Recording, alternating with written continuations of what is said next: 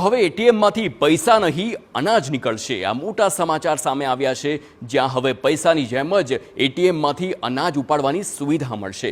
અત્યાર સુધી તમે એટીએમમાંથી માત્ર પૈસા જ ઉપાડતા હશો, પરંતુ વધુ એક સુવિધા શરૂ થઈ છે, જેનાથી તમે એટીએમમાંથી અનાજ પણ ઉપાડી શકશો। રાજ્યનું સર્વપ્રથમ ગ્રીન એટીએમની ભાવનગરમાં આજથી શરૂઆત થઈ છે, જેમાં ગ્રાહકોને પોતાના અનુકૂળ સમયે એટીએમમાંથી અનાજનો જથ્થો મળી રહેશે, જેમાં 1000 કિલો ઘઉં અને 1000 કિલો ચોખા એક સાથે સંગ્રહ થઈ શકશે।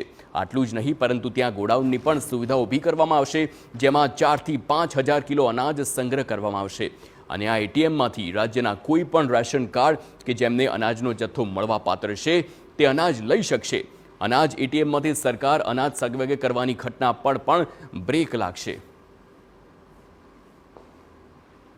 આ એટીએમથી લોકોને ગમે તે સમયે પોતાના સમયે એમને આ અનાજ મળવાનું છે। પહેલાં એમને દાળી પાડી અને રેશન લેવા માટે જવું પડતું હતું।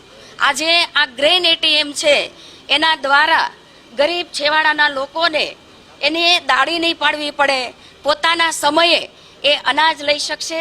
મોદી સાહેબે હંમેશા ગરીબોની ચિંતા કરી છે, છેવાડાના લોકોની ચિંતા કરી છે, ત્યારે અમને સૌને ગૌરવ છે કે નરેન્દ્રભાઈના જન્મદિવસે અમે અહીંયા ભાવનગરની અંદર જે પાયલોટ પ્રોજેક્ટ કરી રહ્યા છીએ, સમગ્ર ગુજરાતની અંદર આ પ્રથમ પાયલોટ પ્રોજેક્ટ છે, એ અમે ભાવનગર કરચલિયાપરાની અંદર કરી રહ્યા છીએ।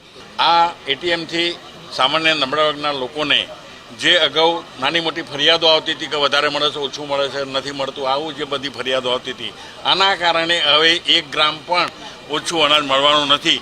એટલે સામાન્ય જે મોદી સાહેબે જે નાના માણસોની, ગરીબ માણસોની જે ચિંતા કરી છે, એ ચિંતા હવે લગભગ એ લોકો માટે આ પ્રશ્નો ઓછા વત્તાનો નહીં રહે એવું મારું માનવું છે। તો રેશન શોપ ડીલરોની મનમાની અને ગેરરીતિના કારણે ગરીબ લોકો વધુ હેરાન થઈ રહ્યા છે। તેના ઉકેલ રૂપ સરકાર દ્વારા બેંકના એટીએમ, જેમાં અનાજનું પણ એટીએમ શરૂ કરવાનું વિચાર્યું હતું।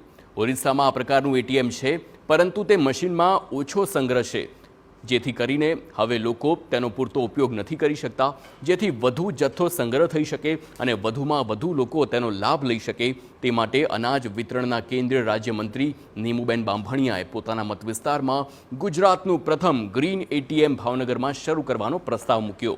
ભાવનગર શહેરના આર્થિક અને સામાજિક રીતે પછાત વિસ્તાર કરચાલિયા ભરામાં પણ આ શરૂ કરવાનો નિર્ણય લેવામાં આવ્યો છે। આવતીકાલે કરચલિયાપરા ખાતે કે જ્યાં ગરીબ અને જરૂરિયાતમંદ વિસ્તારના જે લાભાર્થીઓ છે, લાભાર્થીઓને ધ્યાને રાખી અને આ વિસ્તાર પસંદ કરવામાં આવ્યો છે। ખાસ કરીને ગરીબ અને જે જરૂરિયાતમંદ વ્યક્તિઓ છે એ પોતાની રોજીરોટી ગુમાવ્યા વગર, મજૂરી ગુમાવ્યા વગર 24 કલાકની અંદર આ એટીએમ ઉપરથી પોતાનું અનાજ મેળવી શકે। આ સરકારનું જે અન્નપૂર્ણા એટીએમ જે મૂકવામાં આવ્યું છે, એનાથી અમને ફૂલ રાહત થવાની છે અને વગર લાઈને ઊભું રીધા વગર અમને અનાજનું વિતરણ મળવાનું છે 24 કલાક। જ્યારે અમારે એમ થાય કે ભાઈ અમારે અનાજ લેવું છે, ત્યારે અમને અનાજ કોઈ પણ લાઇનમાં ઊભા રહ્યા વગર અમને અનાજ મળવાનું છે અને અમારે રોજીરોટી પાડવાની કાંઈ જરૂર છે નહીં। અને આ સરકારનું ફૂલ કામ સારું કહેવાય કે અમારા મધ્યમ વર્ગ માણસને જ્યારે જરૂર પડે ત્યારે અમે આ એટીએમમાંથી અમારું અનાજ લઈ શકીએ છીએ।